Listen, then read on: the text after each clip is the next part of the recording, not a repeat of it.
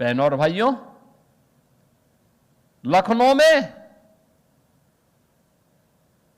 भाषा विश्वविद्यालय का नाम मान्यवर कांसीराम जी के नाम पे था, उसका नाम बदल दिया।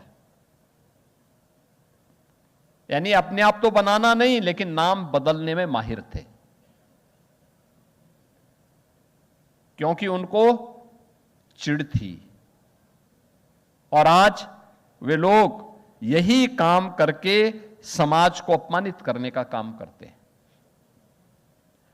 वे संवैधानिक संस्थानों का अपमान करते हैं। संसद के बारे में टिप्पणी करेंगे, प्रधानमंत्री जी के बारे में, प्रधानमंत्री जी सबका साथ और सबके विकास की बात करते हैं, उनके बारे में अपमानजनक टिप्पणी करेंगे।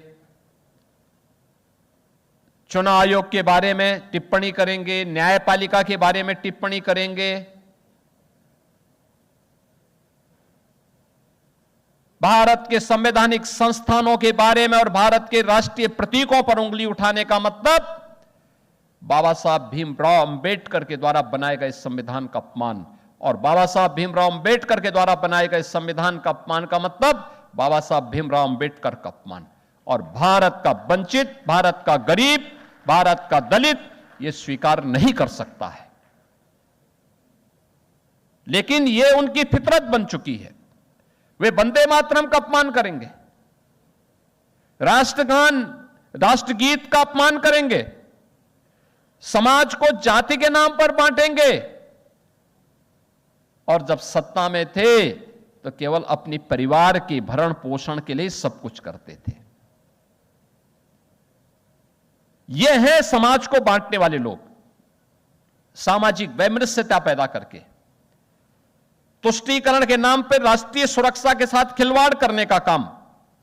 और इनके काले कारनामों के कारण ही यह प्रदेश बीमार हुआ था, बीमारू राज्य बन गया था। इन नौजवानों के सामने पहचान का संकट खड़ा हुआ था। देश और दुनिया में कहीं जाते थे, पहचान के संकट के दौर से गुजरते थे, अपनी पहचान छुपाते थे। लेकिन अब मैं कह सकता हूं कि हमारा प्रदेश अब पहचान के संकट के लिए मोहताज नहीं है। दंगा मुक्त भी है, कर्फ्यू मुक्त भी है, बीमारी से मुक्त हो चुका है। अब यह भारत की अर्थव्यवस्था का एक ग्रोथ इंजन बन करके एक नई पहचान के साथ विरासत और विकास का एक नया मॉडल बनकर के उत्तर प्रदेश आज देश और दुनिया के सामने है। अब यहां पर प्लान नहीं होती है, अब लोगों के लिए रोजगार की संभावना है।